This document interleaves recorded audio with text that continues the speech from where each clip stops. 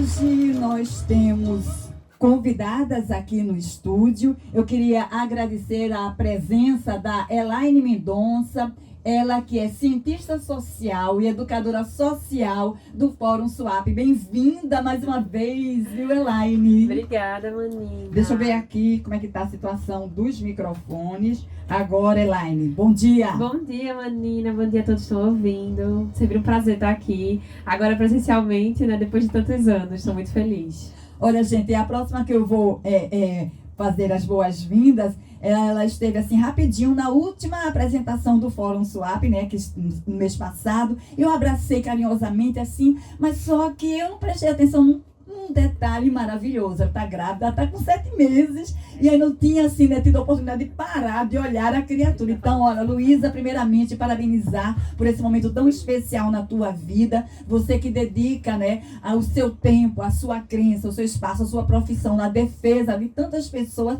e agora está gerando um ser que a gente, é claro, que acolhe e com muito carinho recebe você aqui na Rádio Calheta FM. Luísa Duque, minha gente, que acompanha pelo rádio, ela é advogada popular, assessora jurídica do Fórum SWAP. Seja bem-vinda. Oi, Manina. Bom dia. Obrigada.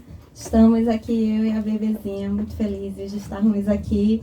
Agora, presencialmente, né? Já cheguei a participar remotamente, mas é um grande prazer estar aqui. Bom dia também a todos e todas que estão nos ouvindo. Bom, gente, o tema de hoje é transição energética para quem? Aí eu fui descobrir o que era isso, porque é uma coisa muito nova, né, para todo mundo. Bom, pelo menos para quem não acompanha tanto essa temática, né, das energias renováveis. Aí eu fui na Wikipédia e tá assim, viu, pessoal? Transição energética é um conceito que se aplica às mudanças estruturais nas matrizes energéticas a longo e curto prazo. Essas mudanças decorrem de diferentes demandas históricas, passando por disponibilidade de combustíveis até a necessidades ambientais e de redução de emissões de gases de efeito estufa, como por exemplo de um processo de transição energética. Pode-se mencionar um país que busca mudar sua matriz energética, passando do uso de fontes fósseis para fontes renováveis. Aí eu disse, minha cabeça, né, procurou entender o que era isso. Eu acho que nada melhor do que vocês que estão aqui para poder decifrar esse enigma que foi lido agora, né? Para que as pessoas que estão ouvindo em casa possam entender o que é isso. Quem gostaria de começar? Luísa? Então vamos lá. Quando a gente fala de transição energética, né, como você colocou, Manina, é isso, a gente sair de uma matriz não renovável, né, para uma matriz renovável. O que é que significa isso? Bom, quando a gente fala de combustíveis fósseis, né, quando a gente fala de petróleo, quando a gente fala de gás natural, carvão, mineral, a gente está falando desses combustíveis fósseis, que são substâncias que são produzidas, que levam anos e anos, milhares de anos para serem produzidas, né, são produzidas a partir da decomposição de seres vivos, né, que ficam lá no subsolo e aí ao longo do tempo vão se decompondo e vão formando essas substâncias. A gente chama de substâncias não renováveis porque para elas serem formadas vai ter que levar milhares de anos para serem formadas novamente. Quando a gente fala de uma matriz renovável, a gente está falando do uso de elementos naturais que estão de forma abundante na natureza e se renovam facilmente na natureza. Então, a água, o ar, né? Essas coisas estão, o sol, né? São coisas que não se acabam facilmente, sim, né? Então, quando a gente fala de utilizar esses recursos para a produção energética, a gente está falando de se utilizar de coisas que estão mais disponíveis, né? E cuja exploração é menos danosa ao ambiente. Até porque para a gente explorar essas coisas renováveis, né, esses combustíveis não renováveis, como o petróleo, o gás natural, precisa de toda uma tecnologia que ela é muito invasiva ao meio ambiente, né, e traz uma série de outros impactos, de outros danos, tanto a nível ambiental quanto a nível social.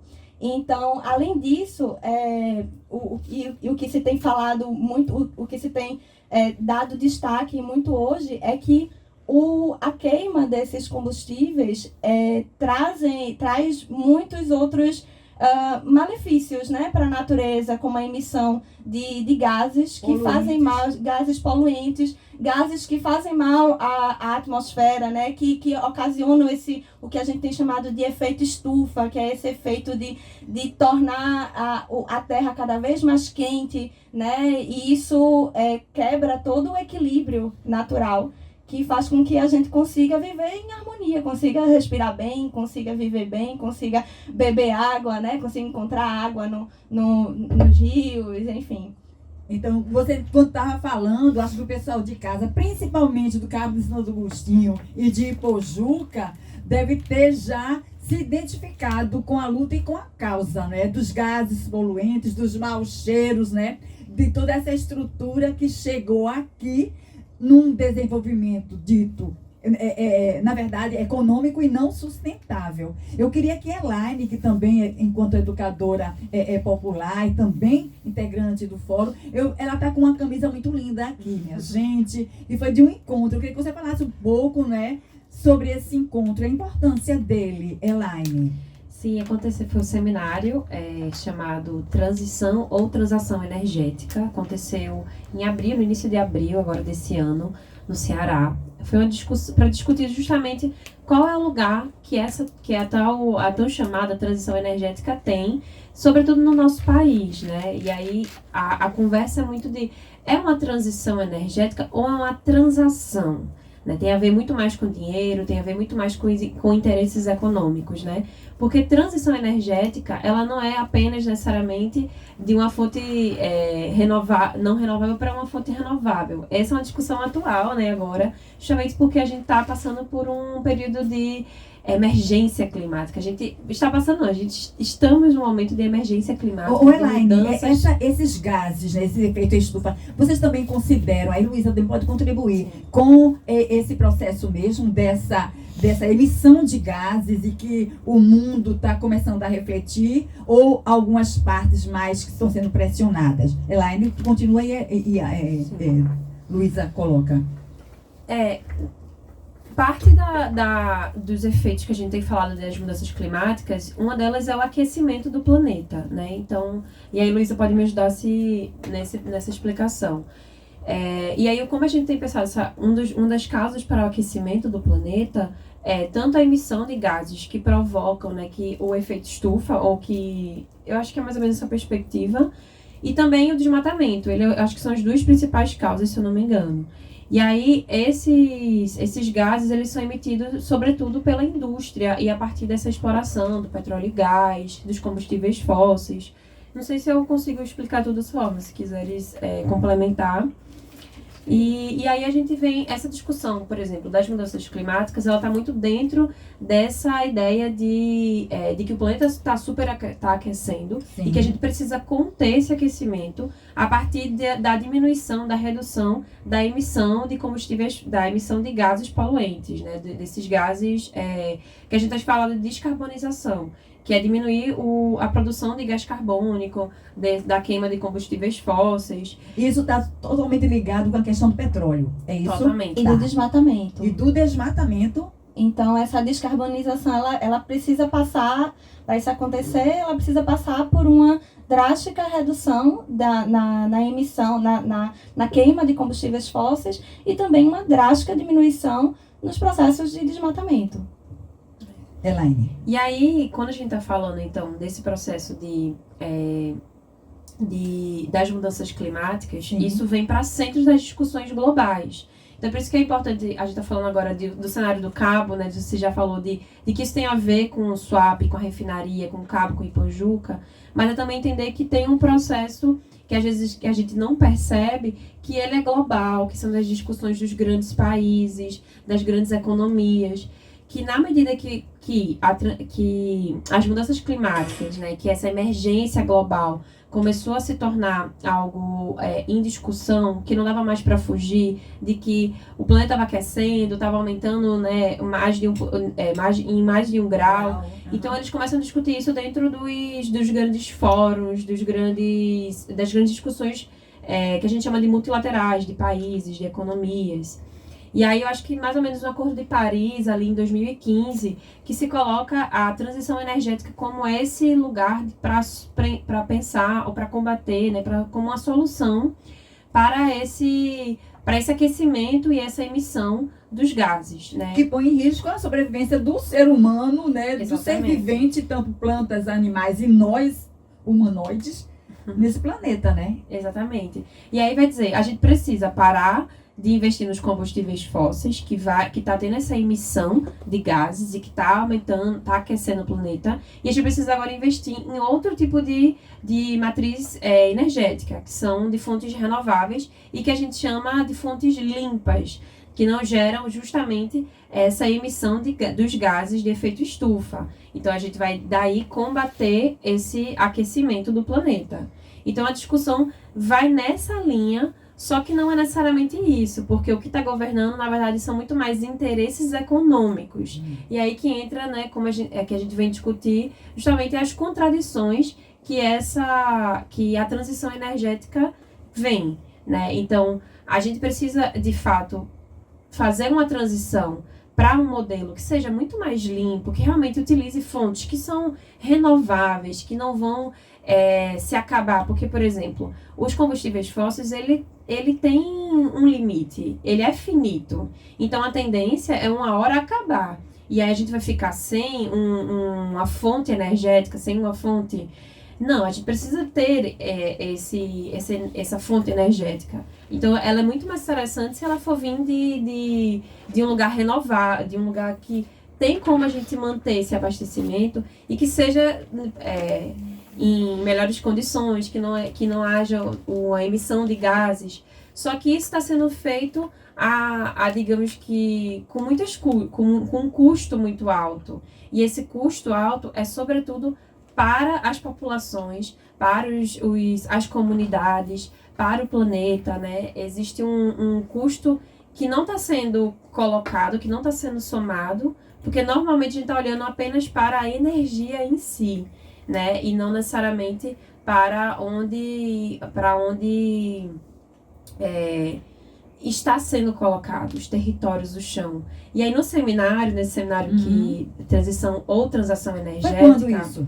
Foi nos dias 2, 3 e 4 de abril desse ano, no Ceará, em Fortaleza. Foram várias organizações. Esse projeto ele teve parceria, esse seminário, né, foi em parceria organizado pelo Jubileu Sul, pelo Instituto Pax, o Instituto Terra Mar e várias outras organizações que teve parceria, inclusive o Fórum Swap. Foi um encontro nacional? Teve pessoas de outros... Foi um encontro internacional, né? Ele foi principalmente aqui no Brasil, mas tiveram participações de outras pessoas daqui da América Latina. Argentina, se eu não me engano, Bolívia. Tiveram alguns países que tiveram nessa discussão junto com a gente. Não sei se a Luísa quer complementar, mas eu acho que é algo que a gente vem conversando. É esse custo que tem sido para as populações e para as comunidades. E algo que foi falado dentro do seminário, que eu acho que é bem interessante, por Soraya Tupinambá, que é coordenadora do projeto de Mãos Dadas, dentro do Instituto Terra Mar. Ela fala assim, as pessoas estão falando das renováveis, e ela fala sobretudo das eólicas, que hoje é a energia que tem sido mais explorada dentro do estado, né, do Ceará.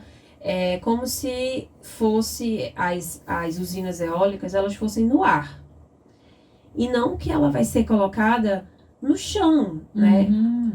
A energia, Sim. ela pode vir do vento.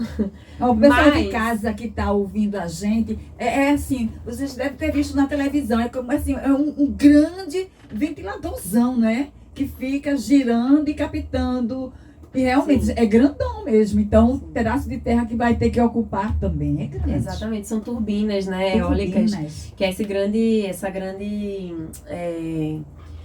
como é que o... Catavento. Catavento. É um grande Isso, catavento, grande na catavento, real, é mas verdade. é grande real mesmo, assim. Ele tem, acho que o menor, ele é coisa de, tipo, um prédio de 10, 15 andares, eu acho. E os maiores, que geralmente há eólicas fora do mar, né, offshore, elas são muito maiores, eu acho que é 350 metros, eles são muito, muito altos, assim, são muito grandes. E aí ela fala, né, parece que vão ser feitos fora da terra, parece que vai ser no ar. E não vai, né, são usinas, são pás eólicas, assim como as outras também fontes, usinas de energias renováveis, elas são em terra, elas são em territórios, elas estão colocadas, né, no solo, no chão. Então elas vão ter impactos. A gente precisa falar desses impactos para a gente poder ter realmente uma transformação, né? Sim, por isso que o Fórum Swap, dentro da proposta da programação de hoje, colocou como tema transição energética para quem? Aí, Elaine, na fala dela, falou numa questão de justiça, dos territórios. Então, Luísa, você, enquanto, né, advogada que milita na causa popular, o que isso incide juridicamente nos direitos dessas populações? Primeiro eu queria complementar um pouco o que a Pois Elaine, não, o que a Elaine por favor. coloca, né? Que a gente fala muito na transição energética, que é realmente muito importante, mas a gente precisa de uma transição energética justa. Né? A gente precisa de uma transição energética que respeite os povos, que respeite os territórios, porque a forma como vem se colocando essa transição energética, na verdade, ela só reproduz problemas históricos, né? que são produzidos por essa lógica colonialista mesmo, de expoliação da natureza, de expoliação dos territórios, de expoliação dos povos. Então, Luísa, somente porque a gente está na mesma vibe. Porque quando a gente fez a pesquisa também no site da Petrobras, que é a empresa no Brasil que, né, coloca, né, os serviços de gás, de carro, da cozinha, então, e dentro da plataforma dele tem justamente essa palavra-chave mágica tão importante para a gente. E na justificativa do que está sendo feito, eles colocam justamente, vamos assegurar que todos possam se beneficiar das novas oportunidades, construindo um amanhã sustentável e promissor para toda a sociedade. Sonho, realidade, desafio ou merchandising? Quando a gente fala da transição energética justa, a gente fala de uma justiça do ponto de vista dos territórios, do ponto de vista das comunidades, né? Que se antes vinham sendo desterritorializadas, perdendo o seu modo de vida a partir de um discurso de desenvolvimento econômico, hoje continuam perdendo seus territórios, mas com essa narrativa, com base nesse discurso da transição energética, né? da preservação ambiental. Porque a gente precisa instalar um parque eólico aqui nessa comunidade. Então, se instala um parque eólico de vários milhares de hectares em cima de uma área de comunidade. Então, os efeitos práticos dessa transição energética, eu estou colocando aqui entre aspas, que a gente está colocando como tradicional, a Petrobras chama de justa, mas na verdade o que a transição energética que a Petrobras e essas grandes indústrias e essas grandes empresas propõem é uma transição energética que a gente já está colocando como tradicional, porque ela não muda, não muda a lógica, né? De relação com a natureza, não muda a lógica da relação com os povos, ela não serve. Ela não serve, ela reproduz todas essas desigualdades que a gente está acostumada a ver. Então, a gente precisa, junto a uma transição energética, a gente precisa pensar na justiça social. A gente precisa pensar numa política energética que seja descentralizada, né? Que não vulnerabilize ainda mais essas populações que vinham sendo expoliadas durante todo esse tempo a partir dessa lógica, né, de exploração desenfreada da natureza. Gente, nós estamos aqui nas sextas-feiras especiais com o Fórum SWAP, sempre a última sexta-feira de cada mês. O tema de hoje é mudanças nesse nosso, na maneira de ver, na maneira de agir e principalmente do agir das empresas sobre a questão da sustentabilidade, transição energética para quem?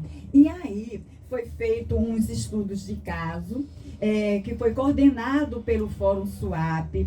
E essa pesquisa foi conduzida pela Fiocruz, que é uma referência aqui no trato, né, junto às comunidades, junto aos direitos. E eu quero ver se eu consigo colocar para vocês a fala da Priscila Alves. A Priscila Alves é uma assistente social e é uma das autoras do estudo de caso que foi coordenado pelo Fórum. Correto, meninas? Luísa e Elaine, muito bem, então vamos ouvir, então, essa fala dela. Oi, gente, bom dia. Bom dia, Manina, Elaine, Luísa, pessoal que está ouvindo. Eu me chamo Priscila e participei do estudo de caso encomendado pelo Fórum SWAP, que foi coordenado pela professora Mariana Olívia, da Fiocruz Pernambuco. A gente trabalhou com as comunidades de Engenho Ilha, Tiriri, Praia de Suape, Quilombo Ilha de Mercês, e o território da articulação de mulheres pescadoras atingidas pelos sítios, que são da Praia de Gaibu, Lagoa de Zumbi e Praia de Maracaípe. A gente trabalhou fazendo o mapeamento dos conflitos socioambientais, né, da cadeia produtiva do petróleo, da cadeia direta e indireta, né, englobando toda a região e toda a necessidade daquela região como um todo de se adaptar às necessidades impostas pelo modelo de funcionamento desse processo de empresas internacionais, desse público, digamos assim, né?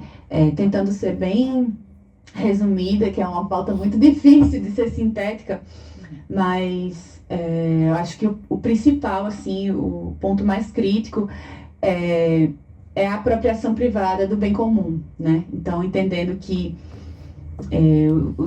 o principal conflito gira em torno disso, né? Gira em torno de apropriação dos pesqueiros, das áreas de pesca, do impedimento do acesso às áreas de pesca, da expulsão das famílias de suas casas, da apropriação de fontes de água que eram usadas para consumo, para plantio, para lazer, e hoje são usadas para o processo do refino.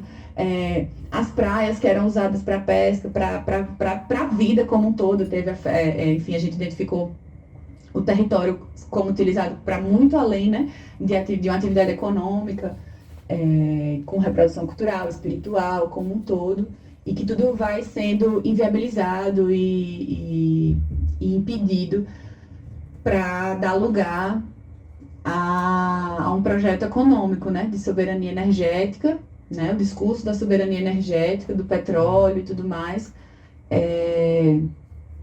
que na verdade é uma soberania energética que sacrifica a vida das pessoas. Então essa soberania energética vai para quem, né? Quem que se beneficia do petróleo que é refinado ali?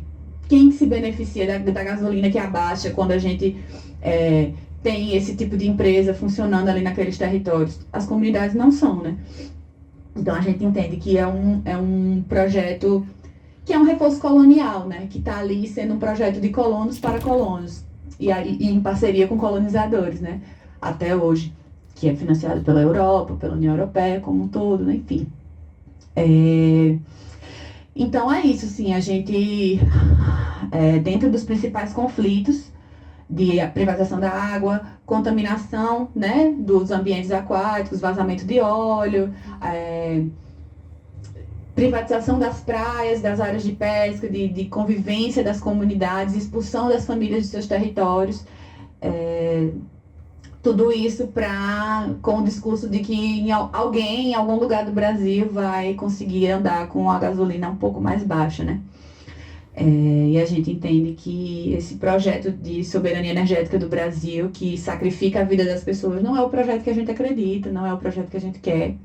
A gente entende também que se é difícil, se a gente encontra esses conflitos e esses problemas todos na Petrobras, né? Imagine nas multinacionais, na Shell, na Total, na Chevron, enfim, nas multinacionais que não têm um olhar de nacional, né, de nacionalismo, de ser uma empresa pública, que não está em disputa, né? Então a gente aproveitar esse momento que o Brasil está discutindo transição energética, o Brasil está discutindo um projeto novo de ter a sua autonomia, né, a sua soberania nacional. Apesar de tudo, fica também o aprendizado de que a gente precisa fazer a disputa por dentro, né? Então, assim, é até difícil falar uma coisa dessa depois do estudo que a gente fez, né?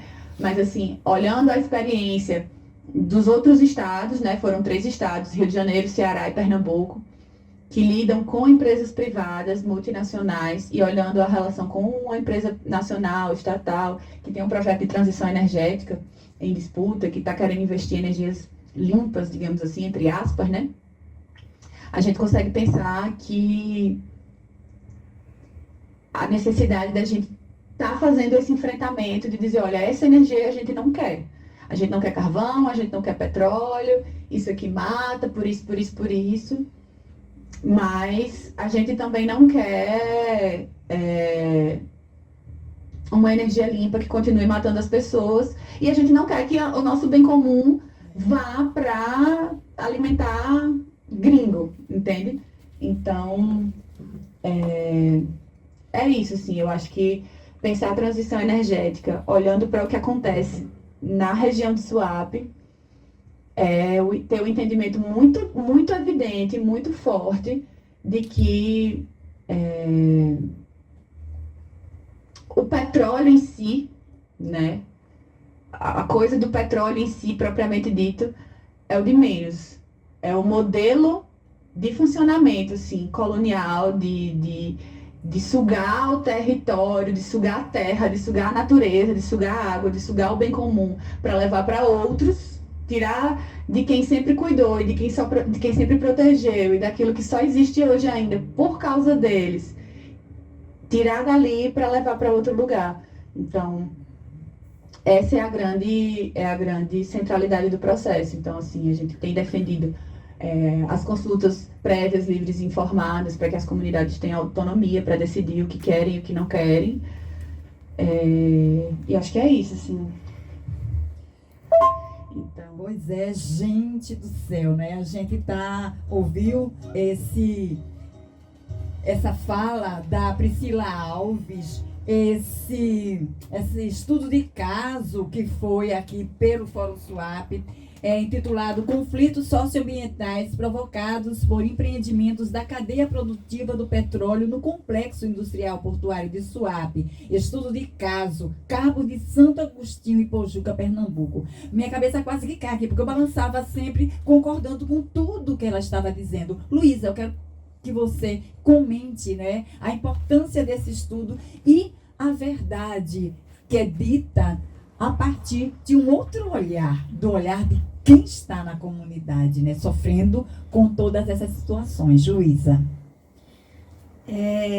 Manina, o que Priscila coloca, né, sobre o estudo de caso, reforça muito o que eu e a Elaine a gente vinha falando, né, do quanto que essa aparente mudança de mentalidade, ao se falar em transição energética, quando capitaneada, né, por essas grandes empresas, elas acabam guardando a mesma lógica colonialista, apropriadora dos bens comuns, que existia nessa mentalidade que se diz, que se coloca como retrógrada, né? Enfim, então a apropriação da natureza, a destruição dos modos de vida, das comunidades, dos territórios, é algo que a gente infelizmente tem visto, tanto na exploração, na cadeia produtiva do petróleo, né, quanto nessa transição energética que vem sendo proposta por essas grandes empresas. E aí, quando se fala de swap, eu acho muito interessante falar de swap, porque a situação de swap é um espelho da situação do próprio Brasil, né? Como o Brasil vem se posicionando nesse debate da transição energética.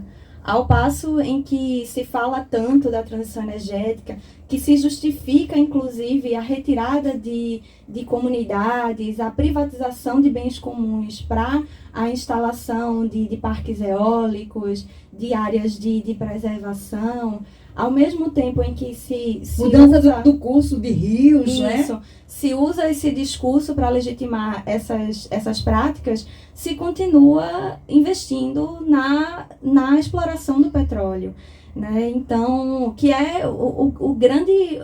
A coisa mais importante nesse momento que o mundo inteiro tem falado é da importância de a gente diminuir a exploração e o uso desses combustíveis fósseis.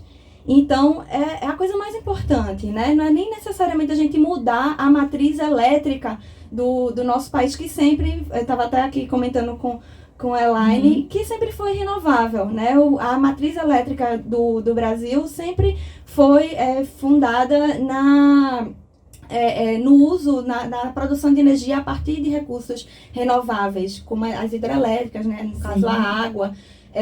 Então, o importante nesse momento é a gente reduzir o uso do combustível fóssil, mas não é isso que a gente vem observando nos últimos tempos, né? Na verdade, o Plano Nacional de Energia brasileiro para 2050 é de aumentar a exploração de petróleo, né? A gente está falando aqui, a gente está lutando para que não haja a exploração de petróleo na foz do Rio Amazonas, capitaneado pela Petrobras, que tem falado sobre transição energética justa, né? A gente está falando do investimento cada vez maior na refinaria, na ampliação da refinaria em Suape. Então, é por isso que eu falo, né, que Suape acaba sendo... A gente olhar para Suape, para o complexo de Suape, nos ajuda também a entender o movimento do Brasil, né? Suape vem investindo nessa cadeia produtiva do petróleo, que inclusive Suape existe por conta dessa cadeia produtiva do petróleo, foi algo que foi determinante para a fundação, para o surgimento de Suape, e é uma coisa que Suape vem continuando a explorar, e ao mesmo tempo usa o discurso da transição energética, da preservação ambiental, para dizer que as comunidades precisam sair porque precisa implementar um projeto de reflorestamento. No caso de Suape, são as zonas de proteção ecológica, né, que Suape se orgulha tanto.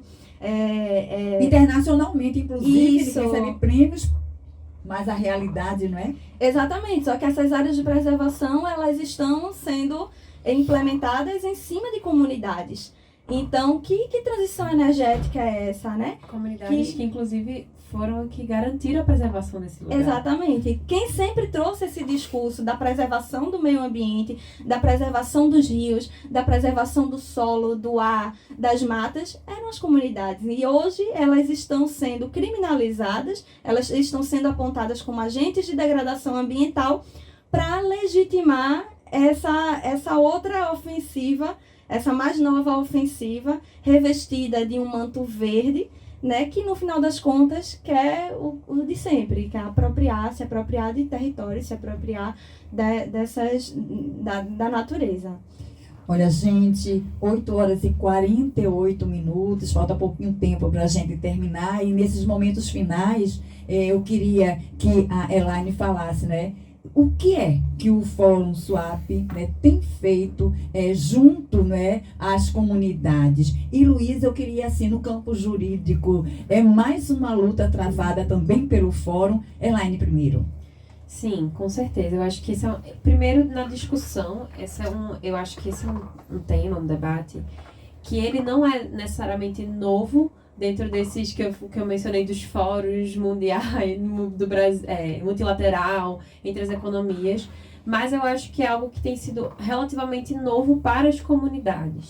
E essa ideia de transição, esse projeto e processo de transição, que é como a Luísa diz, ela não está vendo diferente do que já se faz. Então, hoje está vendo as usinas eólicas, solares, elas estão vendo da mesma forma que um complexo como o SWAP, que é baseado, né, em combustíveis fósseis, na cadeia do petróleo, também se coloca, que é na retirada dos territórios, que é no desmatamento, que é no aterramento, que é na destruição de cacimbas, de fontes de água hídricas, cursos hídricos. Então, o que a gente tem feito agora, principalmente, é estudar e conhecer e tentar deixar esse conhecimento essas informações mais acessíveis, fazer uma leitura crítica disso, junto com as comunidades, entender e, principalmente, trazer essa discussão de transição energética à luz do nosso contexto, porque tem se falado tanto, né, sobretudo agora, desses novos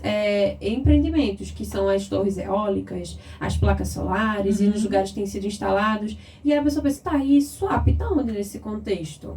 Parece que a gente não tá dentro disso. Mas se a transição energética é porque eu estou com a intenção de mudar.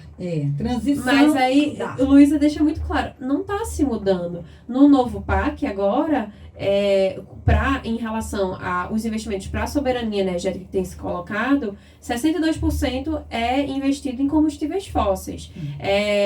São 385 bilhões em petróleo e gás, enquanto é 75,6 bilhões para fontes renováveis. Veja só. É muito diferente os valores. Então, assim, não tem como a gente não olhar para essa contradição, principalmente quando a gente vê que o Brasil ele não necessariamente precisa de uma transição energética. Então, essa transição energética ela é para quem?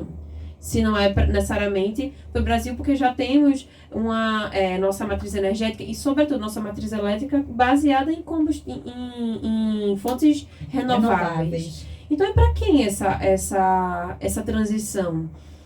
Então, o Brasil está sendo, mais uma vez, esse lugar dentro das relações norte e sul global, onde a gente tem esse lugar que as pessoas, os outros países, as economias vão explorar. Então, nosso papel do Fórum atualmente é entender, é fazer esse posicionamento crítico, é entender qual é o lugar que o nosso território, que os territórios estão sendo colocados diante disso, e fazer o enfrentamento de não aceitar isso, porque os territórios são a moeda de troca, são os primeiros a perderem seus territórios, os seus direitos e serem impactados, né?